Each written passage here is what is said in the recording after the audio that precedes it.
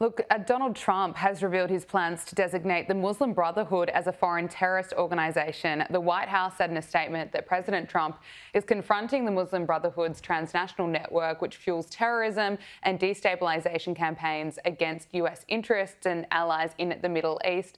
Now, this designation would make it illegal to provide support for the group, would also lead to economic sanctions, of course, banning its members from entering the United States. Josh, your reaction, how significant is this?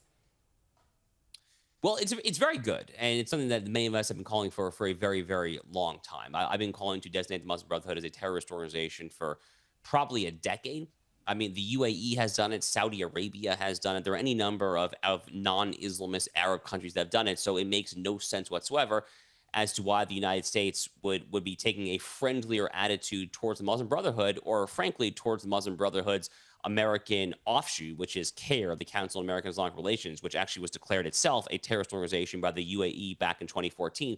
It makes no sense why the United States would ever have a friendlier posture, friendlier stance towards these organizations than various other Arab countries. So it's very good insofar as it goes.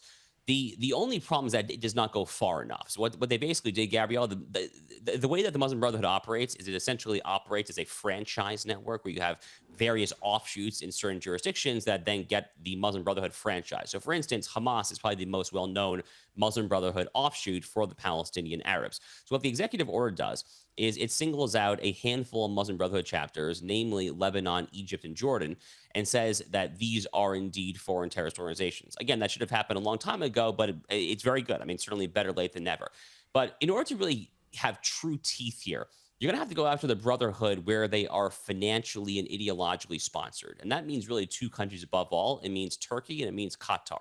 That's complicated because the United States has nuclear weapons in Turkey. Turkey's also part of NATO. Qatar is an infamously thorny situation where there is the Al Udeid American Air Base there. Trump signed this NATO Article 5 style mutual defense pledge to Qatar a few months ago there. So that to me is where the rubber meets the road. Is can this administration really stare down Qatar and Turkey as being the duplicitous actors that they are when it comes to funding and disseminating the seeds of horrific Islamism and the Brotherhood the world over? That will be fascinating to see. But for now, it's definitely a step in the right direction.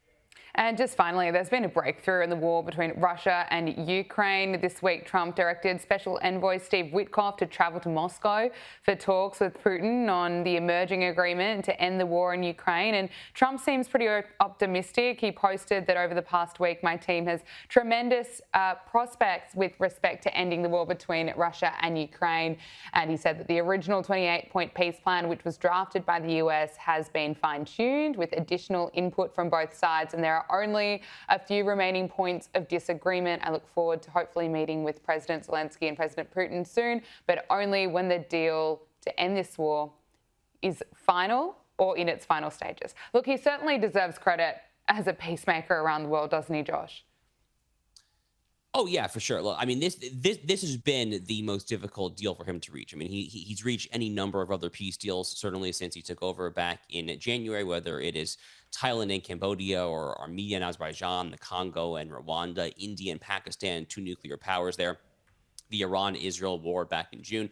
So he's done this many times, but Russia-Ukraine continues to be the really difficult one. And it's really difficult for a lot of reasons, that you have two sides that simply just don't want to give in. Now, Trump is trying really hard there. I mean, he met with Putin in Alaska, and then the following Monday, he met with Zelensky, flanked by various major European leaders, Meloni of Italy, Keir Starmer, Emmanuel Macron, etc., all there at the White House. That was back in August, if memory serves. So he's trying really hard here. Now, Ukraine, if I understand correctly, the U.S. had this 28-point plan. They trimmed it down to a 19-point plan. They made some concessions to Zelensky and the Ukrainians.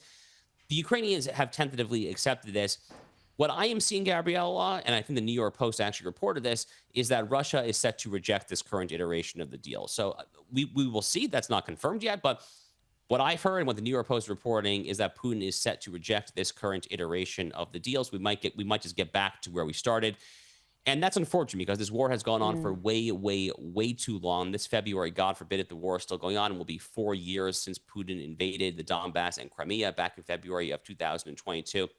The war has to end, and has to end, frankly, for Ukraine's own sake, because this is going to take Ukraine a half century at least, frankly, to try to recover from the human casualties, the mass population exodus, the flights of human capital, social capital, financial capital. I mean, it's been an utter and complete disaster for Ukraine and for Russia, although that they are clearly the aggressor in this conflict. But the war has to end, and I think that we should all be praying that it does there. But to your point, certainly Donald Trump deserves credit, if nothing else. He really has tried quite hard to get a deal here. Josh Hammer, Senior Editor at Large at Newsweek, thank you so much for your time. We really appreciate it. Thank you, Gabriella.